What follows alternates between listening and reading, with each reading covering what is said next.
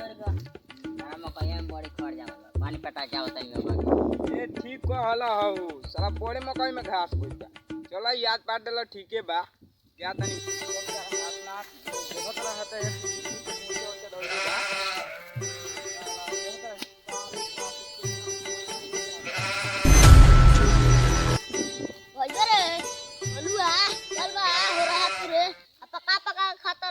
अरे केना रे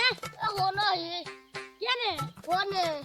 तो चल आओ हाँ चल तो लेकिन हम ना तुरेम हम तुरम अच्छा चल चल हम बांध को बैठे तू जाइए तू जाइए तो हम बांध को बैठे ठीक बा